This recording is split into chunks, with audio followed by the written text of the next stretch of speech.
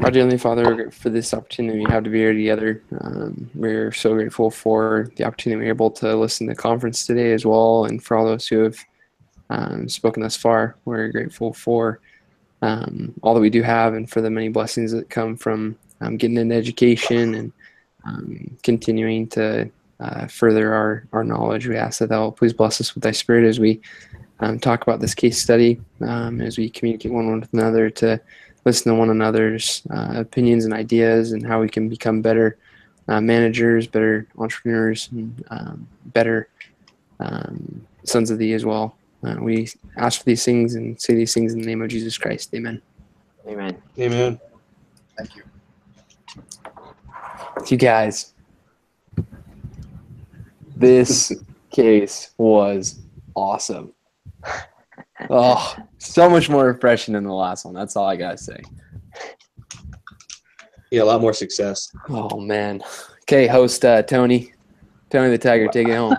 Why am I the guy, man? I'm not even the host. Alex is the host. This is just my house. You guys are living here. So. Listen. All right. Does anybody have a spiritual thought or anything they'd like to share?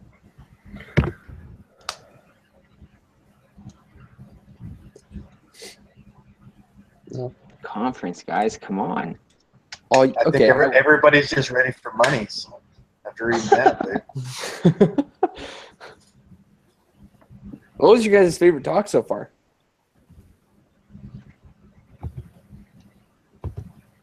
Razban's got my vote. Ooh, Razban. The man who sweats at the pulpit. How intense he is. Maybe That top lip every Maybe time. that's why every time. I can relate to him, I guess. Alex, I've yet to see your beautiful face. You as well, Justin. That's me right there in that picture. Oh, Yeah, my camera doesn't work with this Hangouts Air thing. I'm not sure why. we'll fix that one day. My camera at work doesn't work with it either, actually. And mine's all fuzzy, man. My stupid laptop has issues. You got it wet. No. I don't think that's it either. It's on the outside. It's weird. I actually got to see Elder Razband. He came to my stake before he was an apostle, but he was awesome. So I've liked Elder Razband for a long time. I've never asked, where is everybody from? I know partly, I think you said Missouri. Am I right? Yeah, that's where I'm at right now. And then where's everybody else from? I'm from Spokane, Washington. I live in Idaho Falls right now, though. Okay. I'm from Jackson, I'm Michigan. from- I live in Sugar City, Idaho. Okay. I'm from Rigby, Idaho, but I'm in Houston, Texas right now. Ooh, Texas, Houston. man. Whoa. Yeah. So Yeah, we just met Oopdorf a couple weeks ago. So cool. At the temple? Did He you came- meet him down at the temple? Or did he come to help he out? came to ours. Yeah, he came to help out. So he came to ours. Our ward was one of the ones that got to meet with him the Sunday morning before everybody got to go work. Jeez. So Alex, crazy, what do man. you do for a living as well, by the way? I work in the oil and gas industry. I work for Halliburton. Okay. So Gotcha. I'm sitting out here on a frack pad right now. You long days, huh? Just living the dream.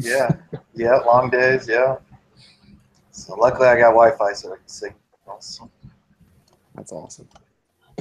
Okay, I'm sorry. I didn't mean to. I just wanted to. I'll be honest. I didn't know. I thought, because Alex was on his radio, I think, the last time, so I thought Alex was a cop, to be honest with you. So I don't know why I thought that. Oh. I'm too nice to be a cop. That's awesome. Okay, sorry, my bad, host Tony. Oh, whatever. My bad, man. Okay, let's jump in then. Any time we want to aim for, guys? I don't know if you have any restrictions on you tonight. No, I'm good. At least Okay. keep it within the hour. Let's keep No, it man, within we're going 2 hours. the hour. I seriously want to Just because you love slit this your. place so much. Okay. Oh. So number 3, so far we have learned to evaluate business models of startups. Today we will examine the business model decision of a startup in a mature industry. As a group, begin by discussing the following questions. Was the VC industry attractive? for A16Z to enter in 2009? What was the competition like at the time? What was the typical fate of the new entrants in this industry? Why was this so? What were the trends in VC fund performance during this time? And all those other bullet points, I guess you can read yourself. But that ought to get us started. Yeah.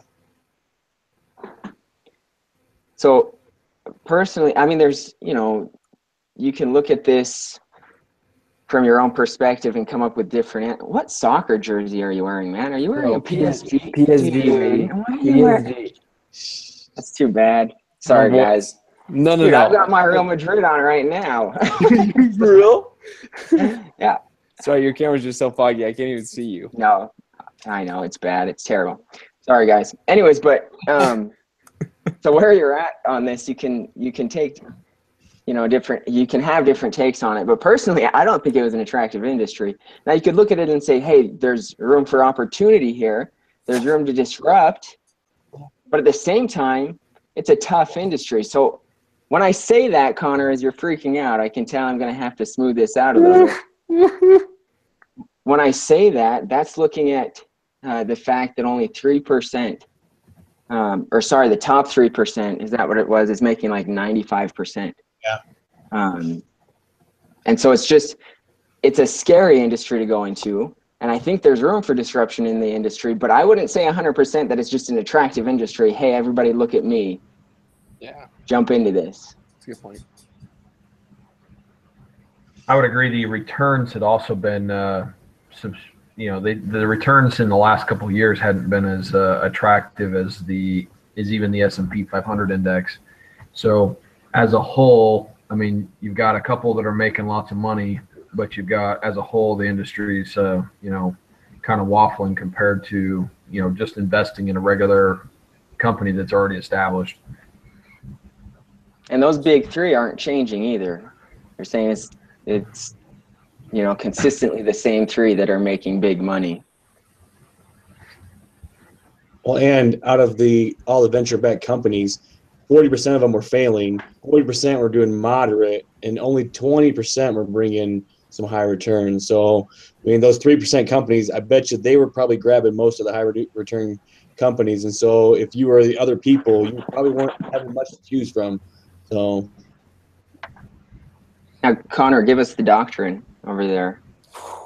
Are you sure you're ready for the doctrine, boys? The doctrine. So that was a really good point too, and I'm glad you brought this up, because when you do look at the numbers, I know it doesn't look attractive. Like, it really doesn't. When I got through the entire case and I got to that point, I was like, "Ooh, that's rough." Like that just, and I didn't know exactly how to interpret it. I just knew, and I kind of just took a guess on it. Just said that number's low, and so therefore that's got to be rough taking the risk to go into it.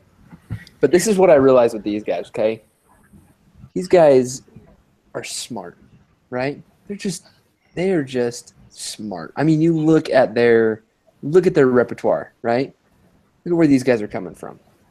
I think the pivotal point for all of this, out of the reading, was when I think it was Anderson. I don't even know if that's how you pronounce his name, but he was basically, somebody told him, "Hey, you're not fit for this job. I'm gonna bring in a CEO," right? And honestly, I think that, and we talked about last time, Tony, you brought this up, or somebody brought this up as far as with luck, right? Is this just luck? Is it getting into an industry at the right time? Is that just lucky, or is an idea sparked, and does it just take off from there, right? And I think these guys were just flat out freaking brilliant. I think they were just so brilliant that it's like, hey, listen, we can make this work, right? And they listed off, and I don't know the whole background story. Sometimes I wish I wish when Harvard did this, they attach like a GoPro to somebody's head and say, hey, you got to charge this every night. And I want you to just walk around with this thing for your whole experience until your company fails or 25 years down the road. And that way, when everybody watches it later, they know, like, these students who are watching these case studies, they can just look you up on YouTube and basically watch your story, right? Because I want to look at all the little finite things between, because, listen, the case can it gives a blanket, right? But if I can see the nitty gritty stuff, when they come in at 8 o'clock in the morning, they go home at 11 at night or 12 at night or whatever, and it's just crazy. I want to see that. But I looked at these guys and I just thought, they're brilliant, they're smart, and I'm going to hold back on some of my other cards just because I know some of you are going to be haters and hating on what I'm saying. So go ahead and just bring it out. Let's just bring out the dogs. Connor, you must have a lot more time than I have, because watching somebody on a GoPro is just way too much effort. 25 years worth. This is just a time lapse. You got the time lapse, right? You just see the highlights. You see the good things. Bingo. It's like a 30 for 30. SBN 30 for 30. We'll call it the Harvard 30 for 30. The thing that I was thinking about was, I mean, these guys are the superstars of the industry. You know, Yeah. the superstars are successful. Just like you said, I mean, these guys were awesome. They killed it in every aspect of, you know, these guys are probably legit smart guys. But I mean, that's not how everybody thrives in the industry. Alex, don't go south on me here. No, I've got to, because I mean, I think a lot of people, I mean, if you would have put the guy from last week, I forget his name, in this company, yeah, with this company's business model, it wouldn't have worked. So, I mean, it takes the right people in the right time to do it. I mean, we always look at the best athletes and see these big contracts they're getting, but not every professional athlete's getting these big contracts. Not everybody that breaks into this VC group is making this, you know, this kind of money and having this kind of success. It's just, you know, these guys, they were the best of the best, and they hit it in the right time, and they were able to hit the ground and run with it. Hey, and I think. I was just going to say, and if we're talking about, you know, if we're talking about the capability of these gentlemen, I totally agree with you, Connor. He's not even having it. He's leaving. He's like, forget you guys. No, but we're just talking about the attractiveness of the industry as a whole. Just from outside, I didn't look at it through the lens of these guys. I just looked at it as whether or not this looked like an attractive industry. I mean, this industry is kind of the subject of a lot of critique as well. And now with some other uprising things, you have crowdfunding, other internet-based funding that's coming up. In my opinion, I don't think it looks attractive. Now, whether or not there's opportunity in it for these two guys who are brilliant and smart, that's a different thing in and of itself. I think I agree with a lot of your points when it comes to that, Connor. I also think that the ability they had to see the negative of the VCs and kind of find a way to change it to make it more appealing to startups. I mean, like for me personally, I worked a lot of blue collar throughout my days, and I worked my way up into management. And so I was like, man, I kind of really learned how, in my opinion, to be a better manager by taking away the negative things of the managers that I worked with and tried to bring in more positive things. So I think to them, it was probably a little bit more appealing because, like, hey, we're not going to do this same old hat. We're going to change it so that it's better experience for both parties, not just for the venture capitalists.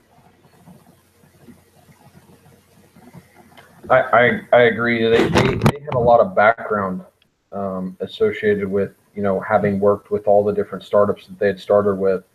And, you know, even though the market itself may not have been really promising, there was still an awful lot of opportunity there. I mean, even with them, you know, I don't remember the exact number that they were looking at every year, but they were turning down 98% of the proposals that came to them. And that's I mean, to me, that leads me to believe that there's a lot of people out there trying to start businesses, and 98% of them, they're saying, you know what, your business idea is not good enough right now. We're going to pass on it. So I think there's a lot of opportunity there, and they had a kind of a unique perspective on how they were going to do it. Going back to some of the other things we talked about, that whole 40-40-20, I've heard that, you know, for the last 20 years. That really isn't a surprising number. They'll lose all of those, you know, that first 40. They basically lose most of the assets in those failed ventures. The 40 in the middle are kind of like the ones that are just break even. So really all they have to make up is that 40%. And if you take that 20 and you're making 2.5 to 3.5 times, or in the case of like, and their example, they made, I think, 4 times on what's the Skype. It may even been more than that. But they make more money on those 20%, enough to make all the other ones worthwhile. And so, like, going into this, you know, as far as this kind of investment, you have to expect that you're going to have somewhere close to that. Now, you might end up with 25 that are good, you know, that are making you lots of money, or you may end up with 15. But that's kind of the range where you're going to have. And you know, kind of going back to like, well, you know, the CEO the last time, he just didn't have his, you know, his stuff in a group. Well, you're going to have individuals like that, and that's where you're going to have some that fail. But some of those people that fail are going to be really smart people. So, and really, I think those numbers, they kind of, you know, they're going to go along the same lines. I think they're even worse for just a normal person starting up his own business, to be honest. You know, I think it's 80% fail in the first, or like 70% fail in the first 4 to 5 years, and by the time you go out to 10 years, 80 to 85% of businesses have failed. So, anyways, just throwing that out there. It's starting a business is not a pretty picture. I like what you said there, and that's what this company tried to mitigate, was because they know they're dealing with smart people, and they'd like to treat everyone fairly. They said something like, I forget the exact percentage, but the percentage of people that even after they turned them down would still recommend them says a lot about the way they treated their people, even though they weren't going to invest in them. I think it's 70%. 70%. Yeah, I was about to say 70%. I knew it was up there, but that's even treating somebody with that amount of decency that you're not willing to, you know, invest in them on that product, but you know that they're smart people. You know, if they made it that far, you know, they're going to have an idea that's going to hit eventually, probably, or be around that. So, I mean, these guys were smart. They knew what they were doing. Alex, I still think that you and I are on the same page here. I think they're just lost in translation, my friend. I think you and I are still on good terms. We're definitely there. Okay, sorry. Everything is personal when it comes to Connor.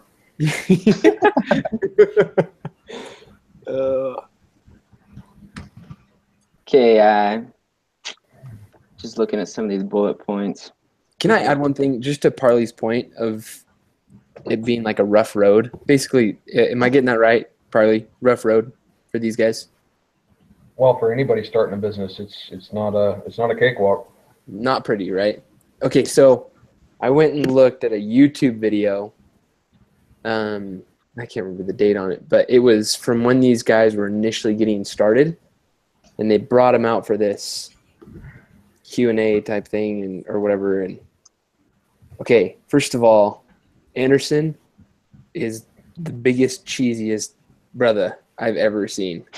Oh my gosh.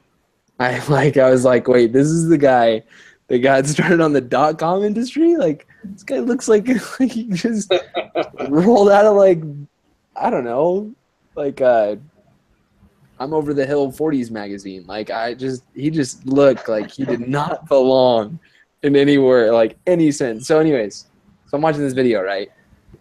And I'm listening, and he just blows you away with just that personality, how they talk about that networking. Gosh, that guy is just funny. Like, he was just flat out funny. Like, at the very beginning, I was like, this guy is not going to make it. He's not going to make it. There's no way. And then he started getting going, and I was like, this guy's going to make it. Like, and I think that's where the belief came in. And then I continued to read the case, and now we see that ultimately this is the best company ever. Nobody ever should say anything wrong about this company. Sorry, go ahead, Tony the Tiger. Take it over, buddy. No, that's okay. Let's talk a little bit about that then. I mean, this is kind of where are we at here? Yes, this Parley, I know what covers you're kind thinking. of the bullet points in 3, and it kind of moves on to 4. But let's talk about kind of the good things or the offerings that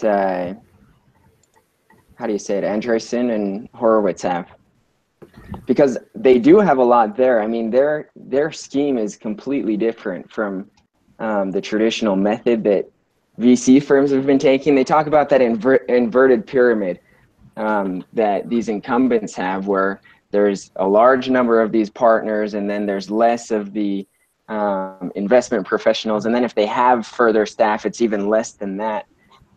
And this company just totally flipped it. They just went the opposite direction with it. They basically just took everything that the incumbents were doing and just did the opposite of that.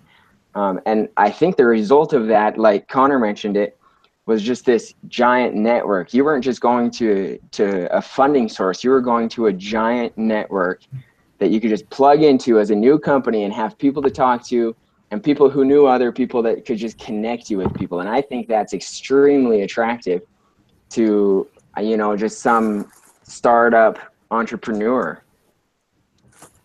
I think the trade-off that they had to take for that, though, is that their compensation package was not quite as good as some of the other venture capitalists, the general partners.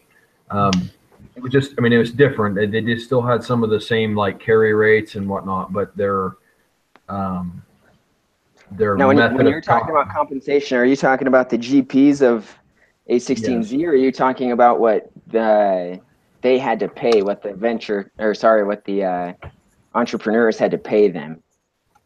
The GPs, the compensation that GPs received, I think, was less than the standard GPs because of the way they, because of the expenses that they incurred to have that greater pool. It was what was less was their salary, which encouraged work to be done for them to make more money, which encouraged them to work with their limited partners to help them make more money too. So I think the potential for earning was there, but the base salary they had was substantially lower than other firms. Which is interesting because they were charging on the upper end. They were charging entrepreneurs the upper end of all of the fees. Did anybody, can I ask really quick, Parley or Justin or Tony or Alex, did you guys pull those numbers by any chance? Or I saw that as like the bonus, but I just didn't have the time to. I didn't quite understand how exactly, because a lot of it said estimate average annual cash compensation for non-GP employees. So I was like, how am I going to estimate that? Yeah. I just wasn't quite confident in my numbers, and so I didn't quite know which route to take. And you know what they say with models like that is garbage in, garbage out. It's like, yeah. No, I was confused about it as well, and I also didn't have a whole lot of time between conference, and I just didn't know if anybody had pulled the numbers specifically. And that was the thing.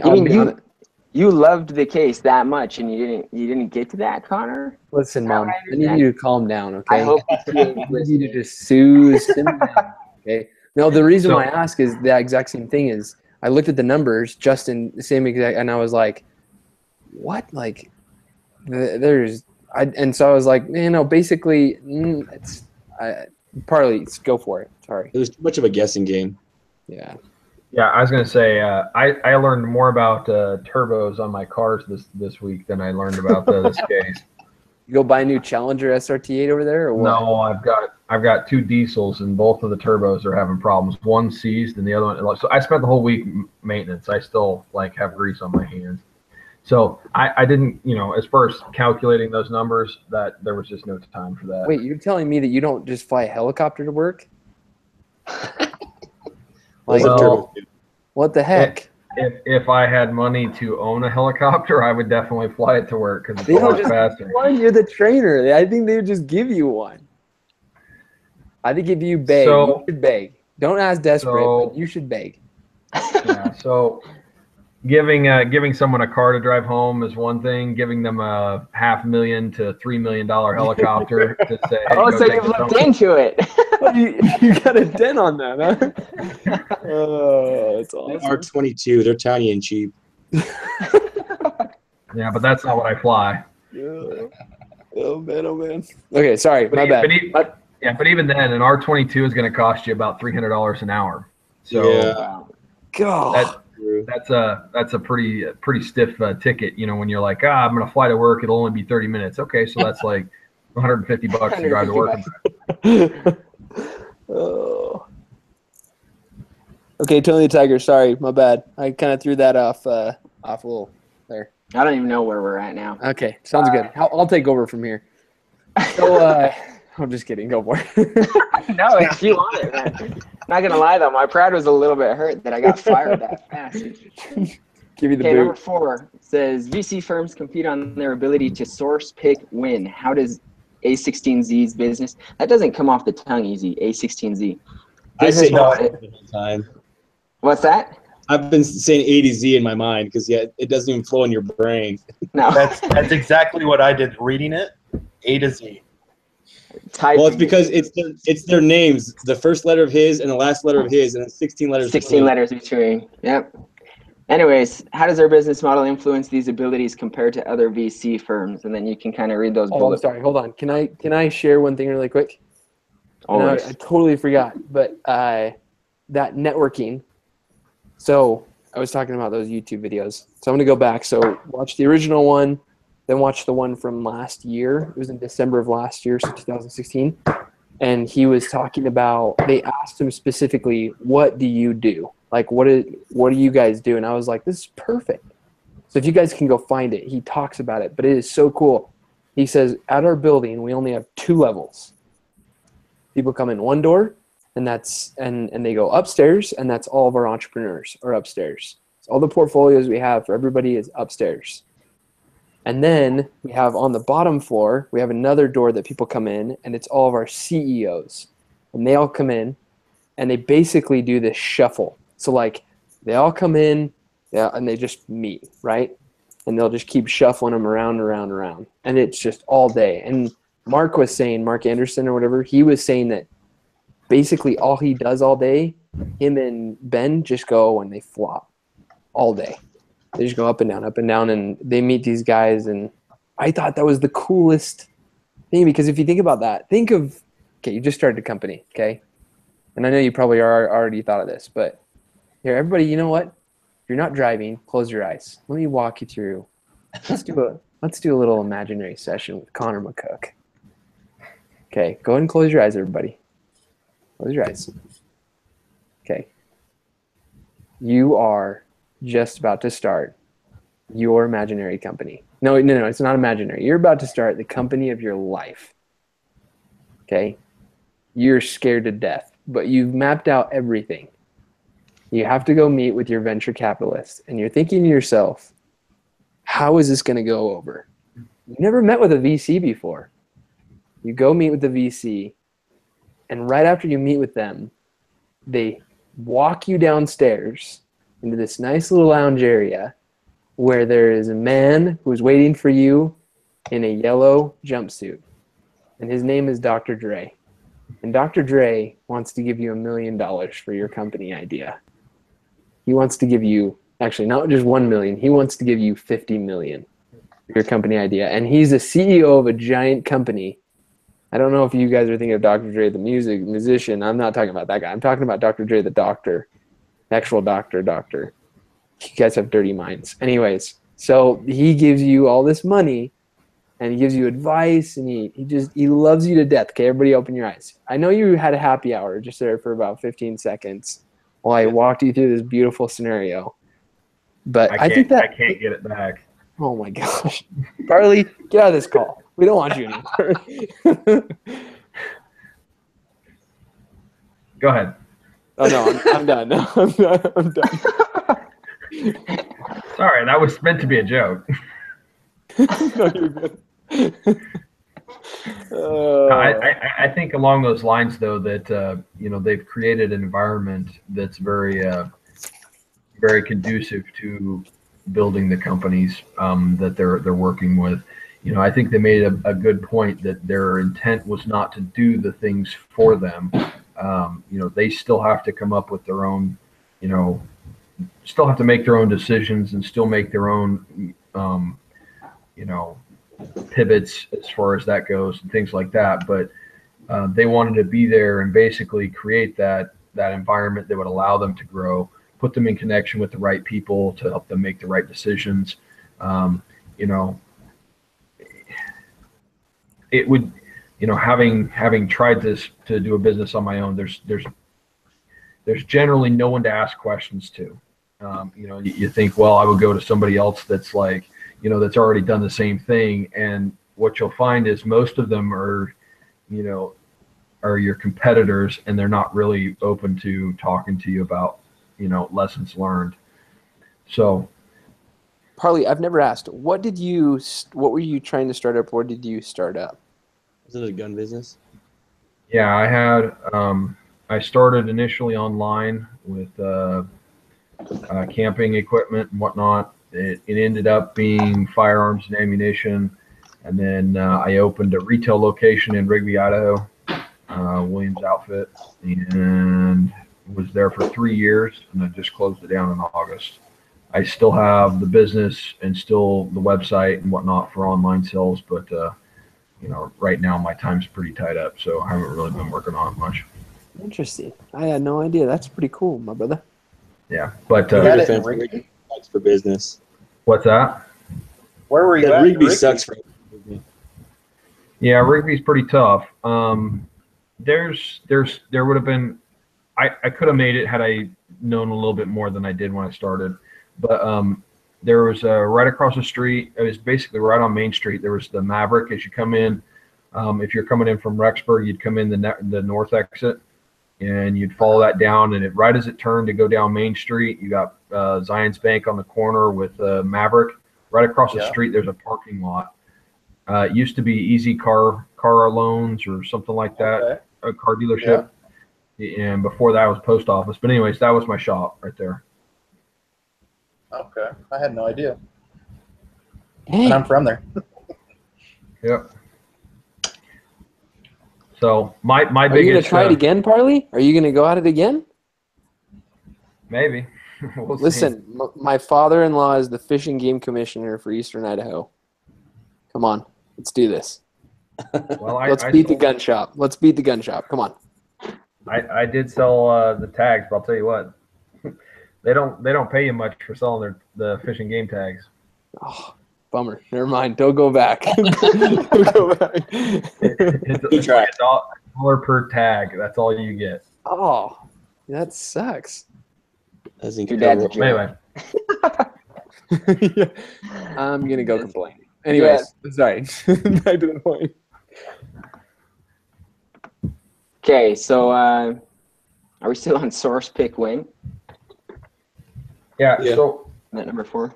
I think the way they source their I mean, as far as I understood it, sourcing was how they got their funds.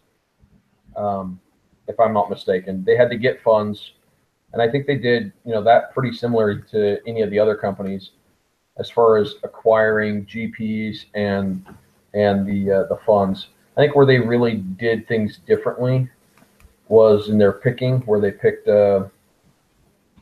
They actually focused on the tech founders.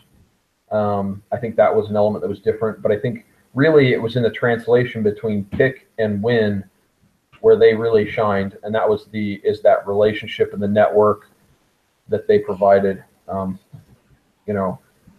I think that they increased the likelihood of the success of the individuals more than, say, the normal venture capitalist. Parley, I think I interpreted sourcing different than you did, and if anybody has any insight on this, that'd be great. I was thinking of sourcing as just kind of the deals that they let come onto their radar, or I guess getting a pool of startups to choose from. So you have the pool that you're gathering, that's your source, and then you have those that you actually pick. And then going forward, is that right, or is it? Does anybody have any insight on that? Well, based upon the way question 4 is kind of outlined, it goes along with what you're saying. That the source is trying to just get people into your door who are seeking your money, so that you can pick from them, and then hopefully win to get more capital to keep on doing the same thing over and over again. Okay, and I think in that respect, then. They were pretty active about it. Every month they would have a report, and they'd look at all of the deals that other big companies had been looking at and maybe even investing in, and they would see, okay, if we didn't see this one, why didn't we see it? Why, and what can we do to fix that so in the future we're seeing deals like this? And if they didn't choose it, they go, okay, why is it that these guys actually picked it? you know, what they'd analyze everything that other companies were doing. I think they were very proactive about that. And I think being who they are and with the backgrounds that they do have, I think that was an important part of their business model, because they weren't like expert VC guys. But they did want to see what other people in the industry were doing. And they also had a creative way of thinking about it, is rather than looking for the, and I think we mentioned this already, but rather than picking out weaknesses, they'd look for the strengths, which avoided just coming up with companies that were mediocre companies like it talked about in the case. Well, and they hired that Shannon Callahan to actively be seeking technical op people, so that not even sometimes to even recruit them, but to sometimes offer them help and just kind of like, hey, you know, when you get big, remember that we were kind of there to help you, so that they'll come back and come in their door and go, hey, man, you guys helped me get to where I am, and I want to get bigger, and I want to get bigger with you. They're seriously just a big networking company. It's crazy. They really that's all they did. They just put their foot in everyone's door and said, hey, you know, we love you. We're here for you. Come back when you need us. So, And for that team, I believe they said it was only 12 people. For a team of 12 people to have that much of a hand in everything, right? It almost got to that point, and we'll probably get to this question later, but where they talked about and they said, okay, do we want to start going off into different regions, or do we want to start getting into something else? Like what should they do? I was like, man, if you could just increase where you're at, you already have these people who are just amazing at what they're doing. You increase that team size, and you're ultimately able to double up on that, get really good people who are just like that. I thought that was pretty cool. That was a great point. I honestly thought that was really cool how she was able to come in and immediately create something, get something going. It was a genius idea. I mean, you treat people like they're worth something, they believe it, and they'll come back when they feel like they are, especially worth something. So when I was reading the case, I kind of looked at it as if they had three options: one to kind of like stay the course, two to go geographic, and then three to go into new sectors. But in the pre-discussion poll, it didn't make it sound like even staying, going status quo was an option. And so I was wondering if I was the only one who thought that, or who. No, I was on the same boat. I was kind of thinking, man, they've got something good going. You know, they're doing all right. Stay established for a little while. Yeah, it's like go big or go out. So, man, this other class, I talked to you guys about the disruption theory in one of our earlier conversations. I don't think that Connor and Parley were there. Do you guys know anything about the disruption theory? Have you had any classes that have treated that, Connor and Parley? No, I haven't. Dude, awesome. Like, it's a book written by Clay Christensen, awesome book. But I have such a hard time reading cases without looking through the lens of that theory, because it's just so brilliant. And so I was that was a big thing that I had to look at, is that status quo option of kind of staying off of the radar of the incumbent companies, trying to avoid getting squashed by them. But then at the same time, I'm like, man, are they a disruptive company? Is it time for them to move up market? So, but then, when I got on the pre-discussion poll, it was like, nope, that's not an option. So, too bad. That means I was wrong. Yep. I think one of the, as far as we're getting down to kind of, I guess, number 5, where we're talking about the whether they should double or not. I think one of the things that is a common occurrence for companies is they grow so fast that they implode on themselves. And doubling your assets, basically doubling your business size in 2 years, unless you have a good framework to like really nail that down on, that's gonna be a lot of growing pains. Whereas if they let themselves kind of solidify for a little while, maybe for those couple of years, and let them see how those actual, right now they're so young that the life cycle of their individual investments aren't even, some of them haven't even come to fruition yet. So they don't even really have a good gauge of like, this is how well we're performing in the industry. And, to like say, all right, cool, we're going to jump and we're going to double. And, that could just lead you to more problems, if you don't have that everything locked down beforehand. let alone all the growing pains of, because really they can't double themselves in their own industry, so they'd have to diversify or spread across the country or whatever. I was thinking they probably should slow down. That's my vote. It's interesting because, sorry, Farley. I was going to say not like stop growing, just grow responsibly, not like double incrementally. Yeah. No, I think I kind of feel the same way about it. The interesting thing is, to me, is these partners are already making bank, man. They're making so much money. Yeah. But didn't it say that they all just like vowed to donate half of all of their income to charity? Yeah, philanthropy. Yeah, they were like, we'll just donate our lifetime earnings. It was their lifetime earnings to philanthropy. I read that and I was like, I don't know that I'd be that confident at that point enough to do that. That was kind of crazy to me. And man, they're not even getting to the big payoffs yet, because if I understand it right, after 10 years, it's kind of the waterfall method where, how does it work? Is the tell me if I'm wrong here.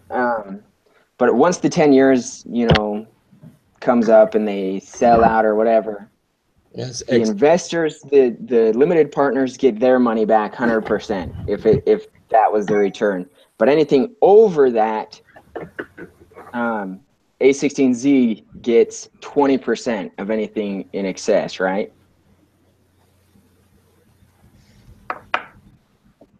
I think you're right, but I can't find it. I think because I had to do some research on venture capitalism venture capitalists as I was reading the case to make sure I had things down. I think that's how it goes. Same thing. Yeah, so there's that 10 years. It's usually 10 years. Real estate is the same way, which is kind of how I had to think about it. But there's that 10 years, and then at the end of the 10 years, the return that the limited partners the money that the limited partners have put in, they get that back, at least as much of it as they can. If the venture lost money, then they'll get less. But if the venture made money, they'll get everything they got back.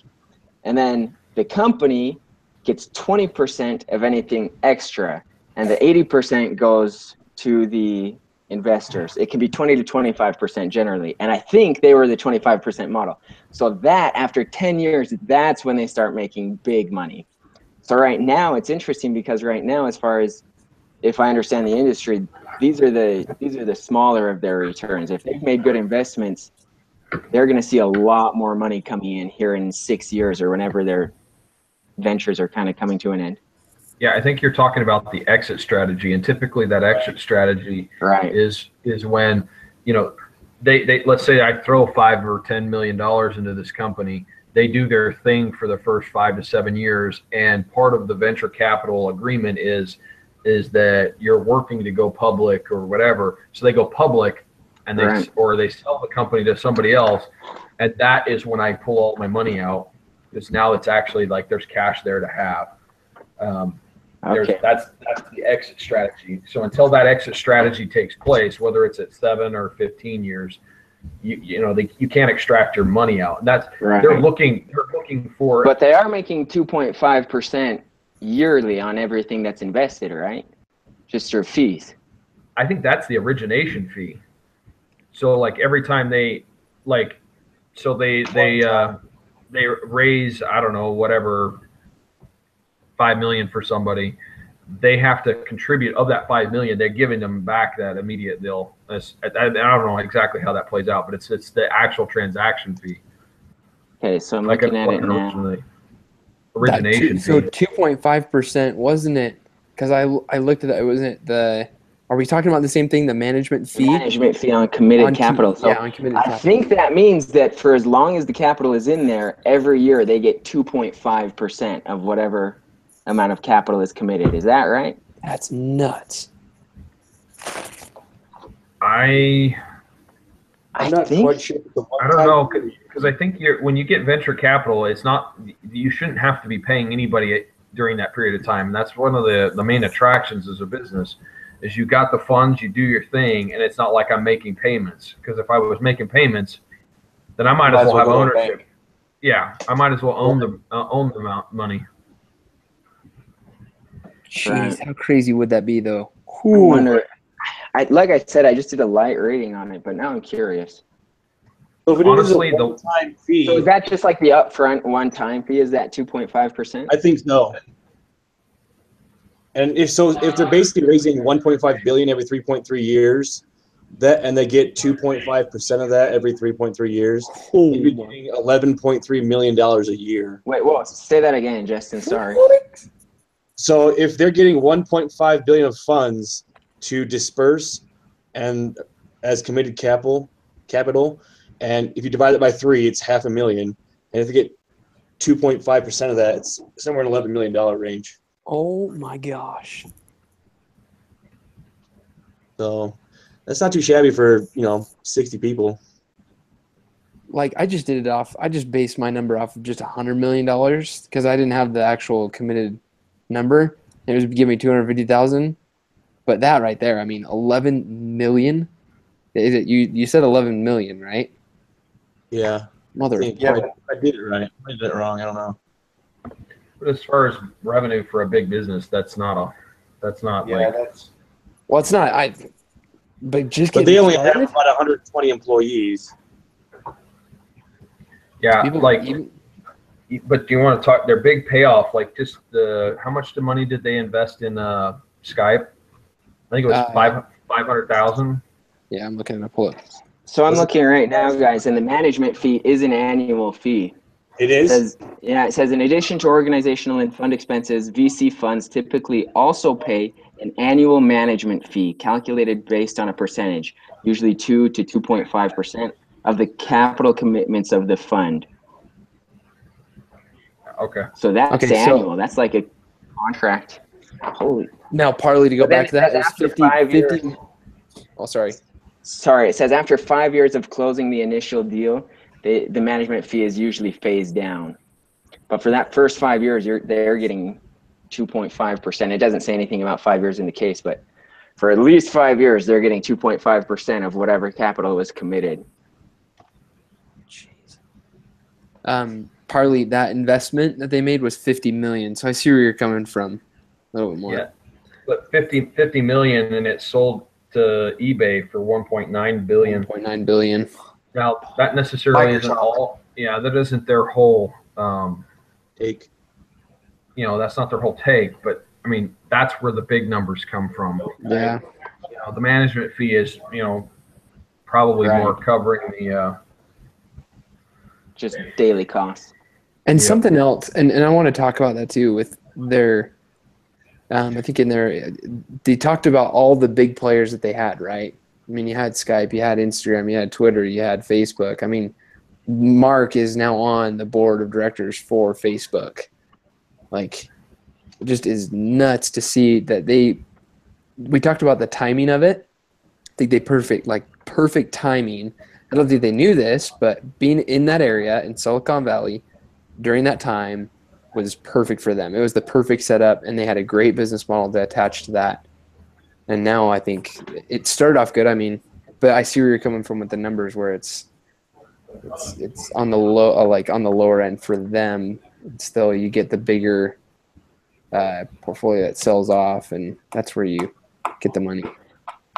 Well, they were the first, I read this as well, they were the first VC company to have investments with, I think it was the top 4 biggest internet companies at the time, which was Facebook, Twitter, Groupon at the time, and then I don't remember what the last one was. And But was it just Amazon? nuts. They were the first one having, I don't know, it wasn't Amazon.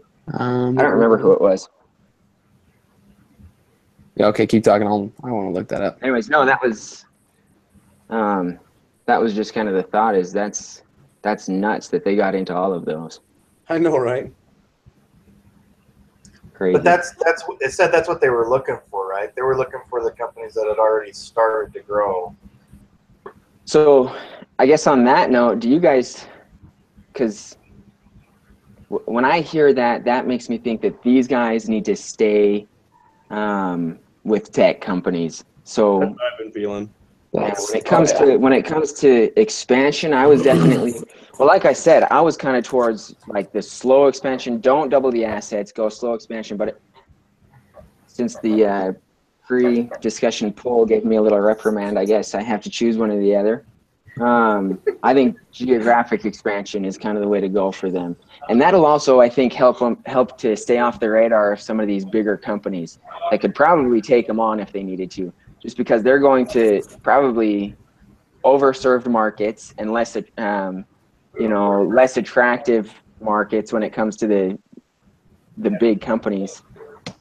Well, correct me if I So got this wrong though. Even Ben Horowitz, he even talked in there, and they'd asked him what's your fear, like right at the very end of the case, and he was like, really, I don't have many, because for them, if any company wants to do what we're trying to do, it's going to be expensive, right? Yep, exactly. I mean, the top 3% could get into it, maybe, but at that point in time, it's just expensive for everybody else to try to jump that and try their model, right? And Parley brought this up, I guess. I think it was Parley anyways, who talked about the GPs would have to take a cut, most likely. Oh, yeah. These big firms. Maybe not because they have the money, but you're right. There is kind of a barrier to entry there to do what they've done. And I would think that it would have to be another disruptive company, another new entrant to do it, because I don't think the incumbents would do it. Exactly. Well, I think because if you're a company that already has a reputation and maybe one that people think is not so good anymore, and you try to change it, you got to now rebuild and have people forget your old reputation to be like, oh, no, we're just like these other guys that we decided to copy. And how are your investors going to feel about that? Exactly. Yeah.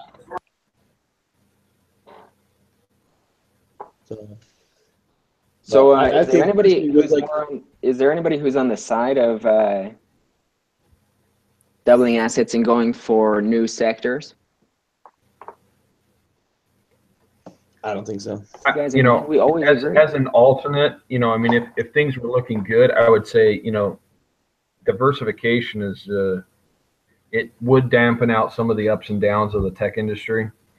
But my first recommendation would not be the rapid growth. But if they do grow, I think they might have better luck. I mean, they might financially have a better platform by going into different fields than just staying with the same. But I don't know. Like I said, that was not my first what I would recommend. Right. Well, the thing is remember that, they're a network company, and to have to go into, or to choose to go into different sectors, the networking that would require, you'd be starting from scratch again. If you're going with different geographic locations, you still have all of the same tech connections you have that can be useful to these people. And I mean, I was thinking about maybe the negative effects of this is, one, it seems like their communication with these people is very personal, and they try to have them into the office, and they're all pretty, so I guess if they were to change and they were to start going across company or even over oceans to start funding entrepreneurs outside of just Silicon Valley, there may be some struggle there to keep the authenticity and I guess the intimacy of their relationships with these companies. Well, in question, so that'd be something they'd have to do carefully as well. In question 5, it brings that up. How many portfolio companies can one GP really handle? Yep. It's you're right. The bigger they get, it's like, how many GPs can they bring in? How much supporting staff do they have to bring in? It talks about economies of scale. It's like, as they get bigger, how are they going to compensate to handle that growth? Are they still going to try to find, are good GPs that easy to find? Is a good support team that easy to build? So that's kind of stuff that they have to think about too. Because then we even go back to the last case that we were just studying. Even just think about that last case with, you get the wrong people in that position and you get problems, right? Yep. So it's going to take some time and you don't want to just have to keep firing off people. Just bring in the right person, and sometimes sorry if I cut you off there, Justin. No, you're good. And that you only really get one shot too. I mean, with the company. I mean, if you have one guy that gives you a bad name or bad rep, then after that you're done. Yeah. Yeah, especially in a company like this. Yeah. And then you lost that whole area you tried to just jump into. What do you guys think about the idea of, because they talked about how he asked the question, he said, can you even have like a good conversation with more than 6 GPs in the room or whatever it is? Can you even have that intimate conversation about these companies? What if the way they expanded geographically is they had just, different branches that were entirely dedicated to the new location or whatever it was. They kept them same company, but separate divisions. You know what I mean? I think the word you'd have there is, would they run it the same? It's kind of like franchises. How do you keep a franchise running the same? Like, I don't know if you've watched the McDonald's documentary. The founder. But the founder hate is that an guy. awesome example of this because Hate that guy. but look at how the franchise ran when they didn't have someone there who really had the vision and wanted to keep it going exactly the same way. Right. But yeah, that guy's a total jerk. Oh my gosh, that guy's a jerk. Yeah, he is. I actually went and set his house on fire. I threw a big bag at McDonald's. Yeah. So I don't know, because I mean that is the struggle. It's the balance between, okay, we want to make sure that we're keeping this close relationship with our customers, and we want to make sure that our GPs can do that without having too many clients to do that. And I think it even goes back to testing that though. You almost have to test that out. You can't. I feel like that's something as well as they continue to go off in different sectors. It's okay. We got to test the waters here. Let's test the waters there. Not just sectors or geographies. Geography. Okay. You throw that out there. They could also overstaff their current place in like a training scenario, and then maybe send out the more senior people to the new areas and have the new guys stay in the old area that's already established. I mean, there's ways that they could do it that could be some safety net.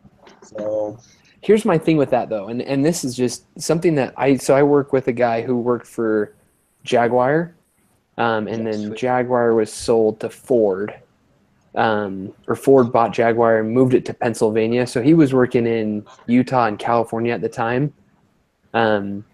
When Jaguar was bought out or acquired by Ford, they were like, oh, we're moving the headquarters to Pennsylvania. You can move or you can lose your job, basically.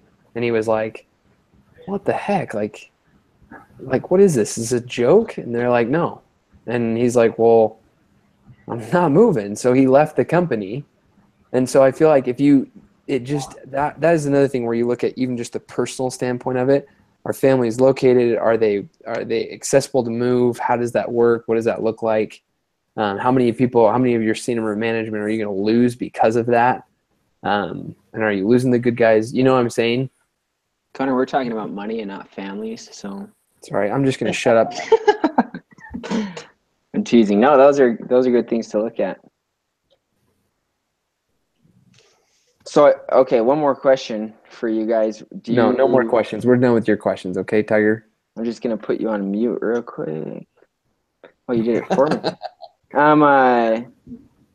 So do they double staff or do they not? I don't think they'd have to double staff. I mean, they're going to have to increase their staff members.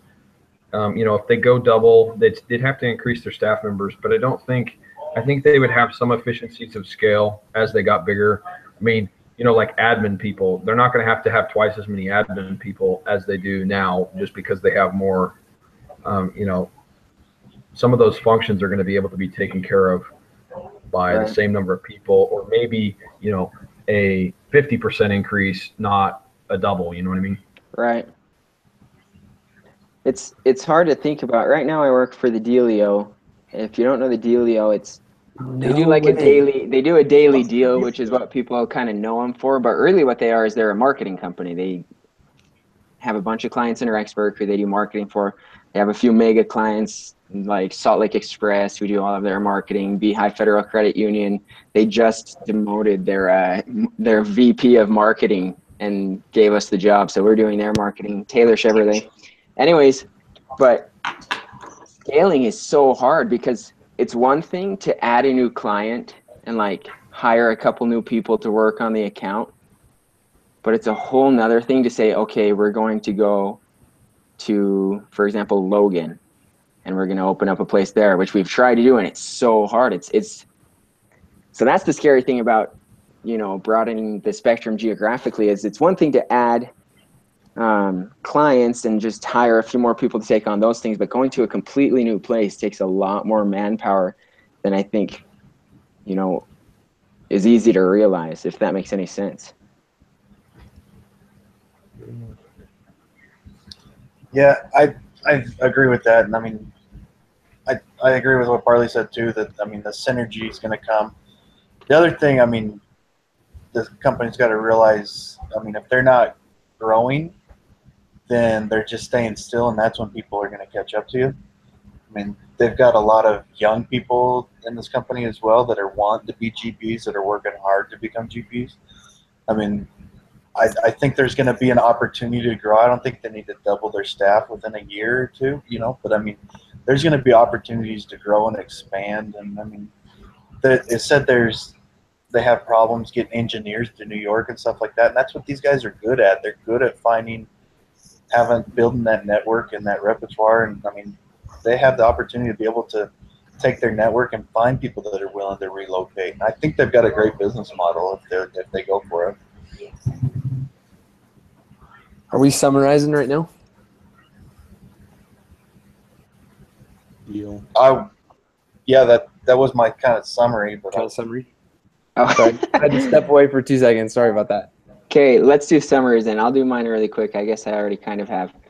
But I think that they should expand slowly. I don't think they should make one big jump to just double their assets all at once, but expand slowly and go in the direction of new geographic markets rather than sectors. I think going into new sectors is going to be too difficult. They're all about networking, and they have an established network in the tech industry that's super valuable to people, even if they're not right in Silicon Valley. So I think branching out to new geographies is going to be their best bet. They can still help their clients or the entrepreneurs with networking in that industry, but not doubling all at once.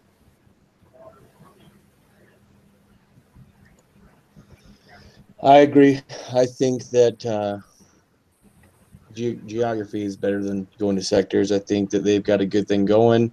I think that they're smart enough to know that just because you double your business, you don't need to double your staff, and they could find a way to handle it in a manner that would complement the way that they've been doing things this whole time. I think they make educated decisions, and that they aren't just jumping into things blindly. I think that there's a lot of opportunity throughout the entire United States.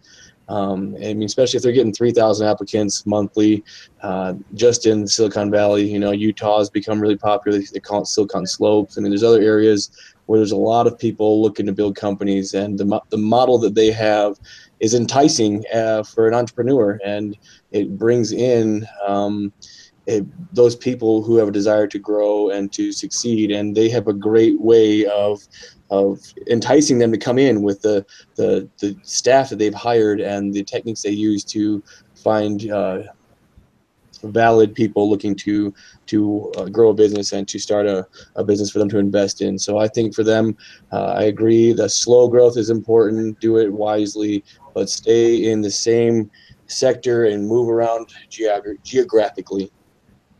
I'm going to go right after you, Justin, because you touched on something that I want to touch on. This was one of the cards that I had, was think about where other markets are growing, especially like the Silicon Slopes right now.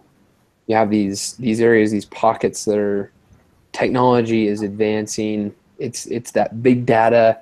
People want to be able to bring in AI. They want to be able to do stuff quickly. And I think if you can find the right people, like these guys, I thought these guys were great at what they did, and they build a social aspect to it that brings in a network where, like they talked about in the case, you have a CEO who they just know everybody, right? And if you can connect the right people to the right people, you're going to have this great network that can continue to be expounded. And I think you have the right people at the helm, just making sure that you're not stepping outside of your bounds. And like you said, Justin, and I think everybody else has kind of said the same thing, just grow slowly, take it slow. Don't be stupid, right?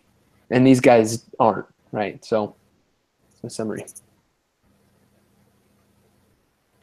I think I would concur with everything as far as like not pursuing the rapid growth, but and I think, you know, the arguments for remaining within sector and growing geographically are sufficient that I will convert. I think if you're gonna grow more than just take more customers there in the Silicon Valley, that geographically would be the way to go.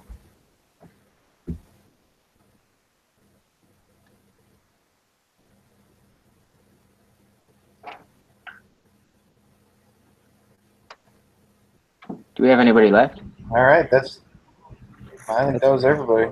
That's Sound good to you guys? Yep. Okay, I will download this video and get it sent out. Sweet. Appreciate that, Alex. You all get gold stars. Everybody, good job. So I think Everybody next get week trophy. we only have one case. What? Finally.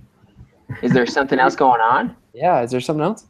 I don't know. Is there like a ponder improve? Dang, I You can't hope just not. say that and then say I don't know. You gotta know. There is a ponder improve. Ah, no. What is a ponder improve? I don't. Well, so I had another class that was the exact same model as this. It was a consumer behavior class. Okay. And I guess it's going to depend on the professor, but I had Brother Morris. I don't know if anybody's been on campus and known him, but Hey, Tony, He hold on is before you right. start. Do you want me to stop recording? yeah, if you want to quit the live, that's great. Okay.